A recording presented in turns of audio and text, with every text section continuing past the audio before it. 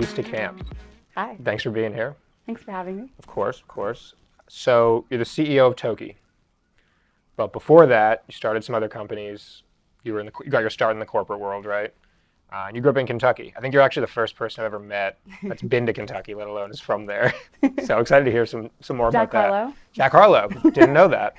Good to know. But yeah, tell me about your upbringing. Kentucky. What brought you to New York, and how your career got started. My career got started really when I was in college. I started working for my parents' company. They had just started this small retail store in the women's fast fashion space. In Kentucky? In Kentucky. And you went to school there? And I went to school there. Okay. I went to a small liberal arts school. And they had one location in my hometown, and it went well.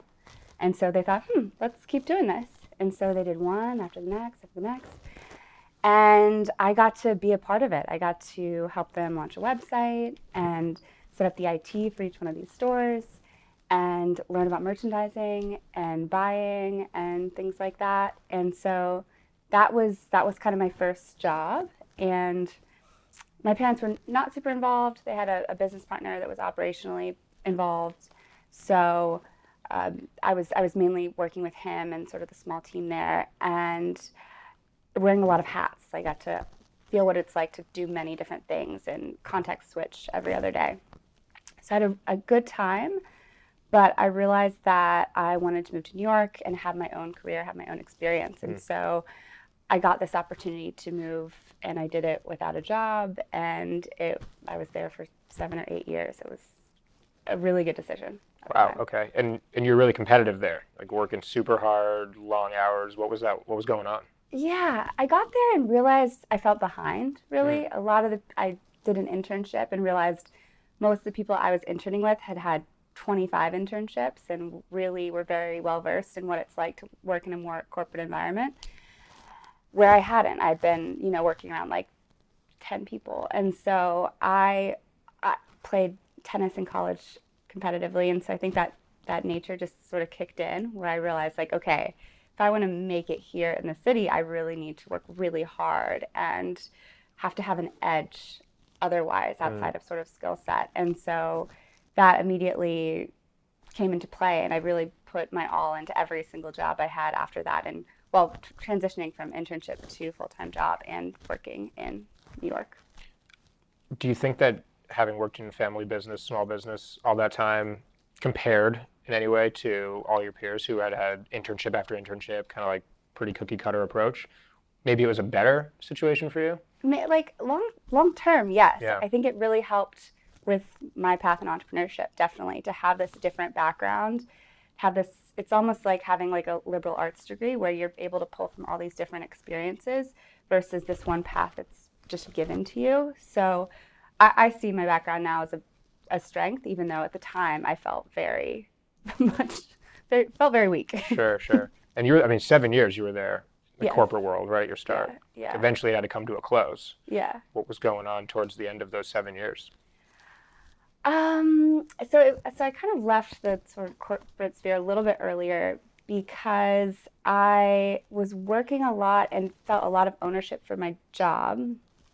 I was living downtown in Soho.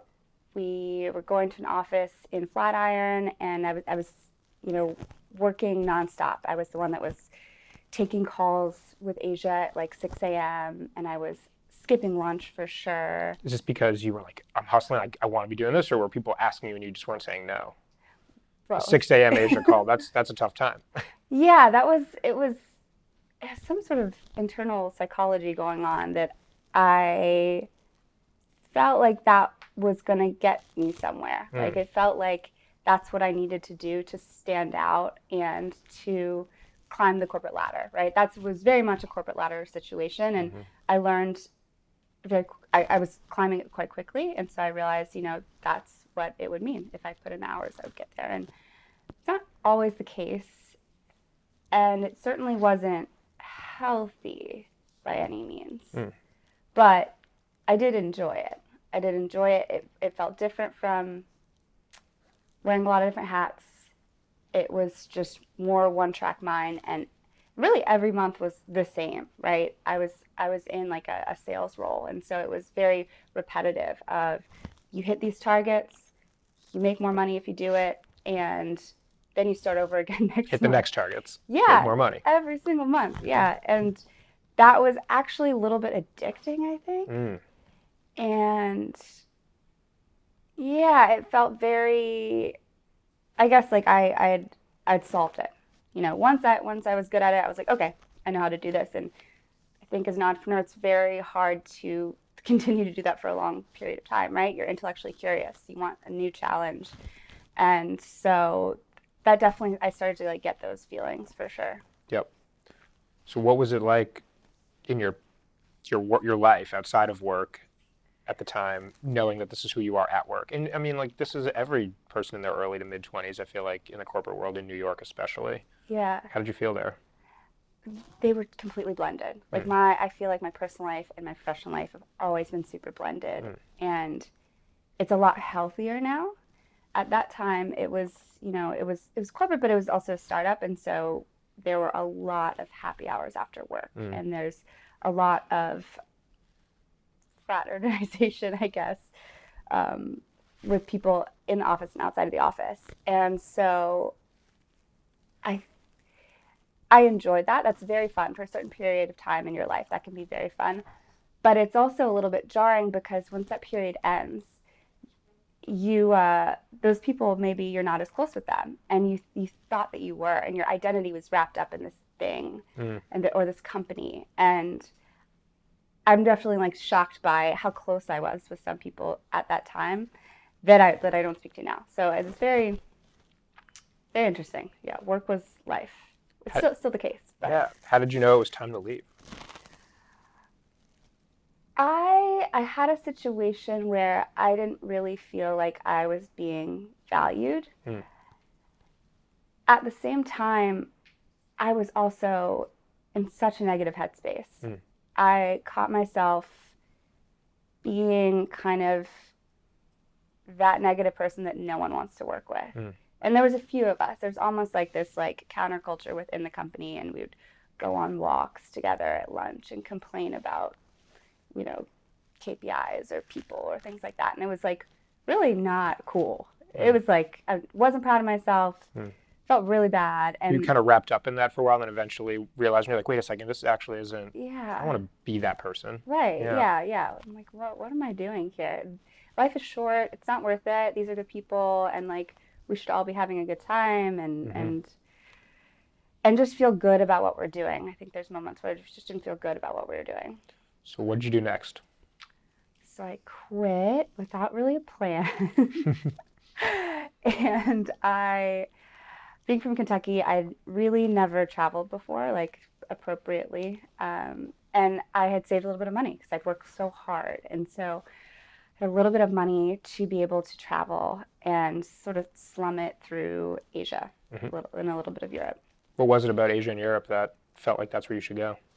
Just felt like it's so different from anything that I've known. I'd done some family trips, like we went to Italy one time, but I wanted to be completely in a different place, different headspace and everything. And so it was like hitting a full reset button. So went to Vietnam and Thailand and Hong Kong and spent a few weeks in each place and really like just got to feel a different like part of myself. Yep. And the intention was just like be present.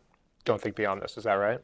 Yeah, pretty much. It was pretty much like check out. Like do whatever you want to do, eat street food, you know, don't stick to strict plans and just kind of like let things happen. And during that time, I, of course, as like a entrepreneurial type, like immediately gave myself a project. It was just like, I just didn't know how to do that. It was, but it was good. It was fulfilling. And that's really what I needed was like a next chapter that felt like fulfilling. Yep. What was the project? What were you doing? I was going to markets and talking to people. Street markets. Okay. So I feel like we say this all the time. I was talking to people. Got to go talk to people. Yeah. What did you talk about? And who were these people? Yeah, I mean, my whole job before that had been talking to people, Yeah. so it felt natural. They were like families that were building, or not building, but they're creating products, home goods, furniture, clothing, earrings, A lot of artisans. souvenirs. Yeah, they're all artisans. So I was fascinated by the artisan culture of this woman and her sister go to this market every Saturday, and that's how they make a living for their whole family. And it's through selling these earrings, and you've never seen anything like them before. And they've been doing it for like 5 years, and it's like they're entrepreneurs. And I thought that was super cool. And I felt so lame because I was, shopping at Zara, and I came from this background of fast fashion, which really, even in college, felt wrong, but I didn't quite know what to do about it. So Was it an interesting full circle in a way with what you were yes, doing at your family's business? very much so. Yeah, it felt like, oh, this is obviously what I should be supporting, because I just heard about this woman's story, and like, she broke her arm and then she wasn't able to have a job, and so then she started making the earrings, and I felt that connection that made me feel good. So what'd you do from there?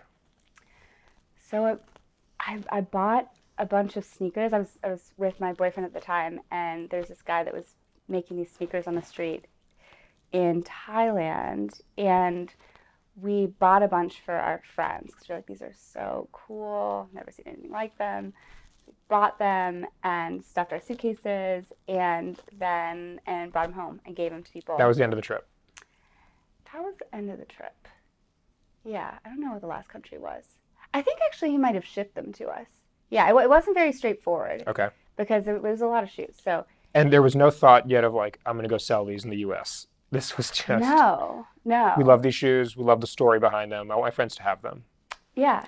Because, and were you almost sharing the story behind the shoes with your friends? Yes. It was very much like, this is the guy, here's his WhatsApp, this is his picture, like he makes these, and then his wife stitches the soles, and like the whole thing. What year was this? 2017. I mean, the early golden years of like wanderlust and travel, and millennials want to go to backpack and all that stuff. So it was working. Yeah. So I've been working at this company where I was talking to like the CMO to Way Travel and like a lot of these wanderlusty brands. And so that's what kicked in for me. And then that's what a lot of people could resonate with. And so when we came back to New York, I did we got a lot of compliments. A lot of people, on the street were like, oh, those are so cool. So we did a few pop-ups. It was the holidays. So we did one in my hometown, Lexington, Kentucky, and then one here in New York at a fast casual Indian restaurant, Inde, friend's restaurant. And so we just did like pre-orders on these products. And I had created a spreadsheet with all these artisans' names and WhatsApp numbers, and some of them I never heard from again. But I reached out to a few that had products that I really liked, so that it wasn't just these sneakers. It was like a few other things, and it was kind of like our first test of the concept. Yep. And was there a thought in your mind of like, we want to turn this into this business where we sell artisans' items from Asia and Europe in the U.S., and like, this is how we're going to start? Or it was just, no, let's just go do a pop-up and see what happens. Why not? I think it was like, there wasn't an exact metric, but there was this like, we need mass for it to feel like meaningful for our time. Yeah. Like there was some sort of internal metric of, no expectations going into it, but let's see how this goes. And if there's enough, then there's something here. And so it just felt iterative every single time. Like that was just like this one step and one test. And then I was like, okay, so we sold, 50 pairs of shoes. So we have enough money to buy the shoes, give ourselves a little bit of money. Okay, now if we have a website, like then what happens then? Like, is this an ongoing thing? Getting into product photography, and it was just very iterative. Do you think that obviously this wouldn't have started had you not traveled? Yeah. The basic question is like, is travel a crucial component to the entrepreneurial experience? It certainly gets you out of your own head. I think there's something really important about being in a setting that allows you to relax and think creatively and not be in your repetitive cycle. It feels like that could be possible without travel, right? I feel like I get into these kind of meditative states myself when I'm going on a walk or something like that. And so I think it's almost about just giving yourself space and time. Like, I don't think that these things happen overnight, for sure. Yep. For prior company, this company, it takes time.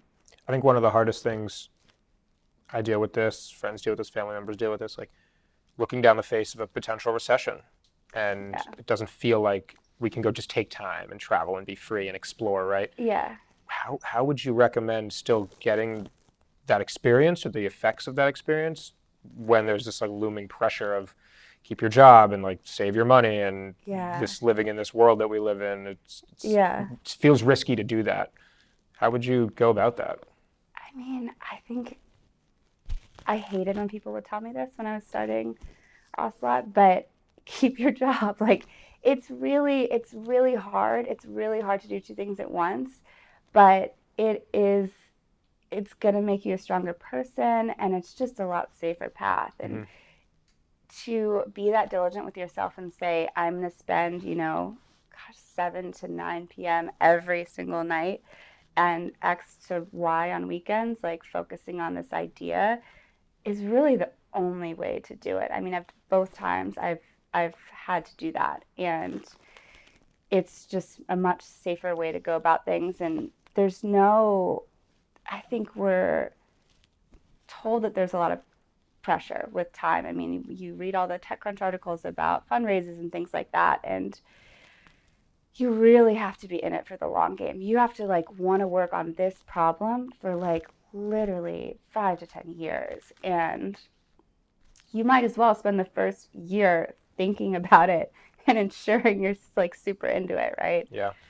Otherwise, you might just not enjoy what you're doing. I feel like there's two really common excuses as to why people don't work on their passion side hustle from the 7 to 9 p.m. hours of the night. It's either like, I don't have time. Yeah. Or I'm too tired. Yeah. What's your reaction to that? Because I feel like the answer is no, you're just not inspired enough by it, which is okay. It might be. It's a good point.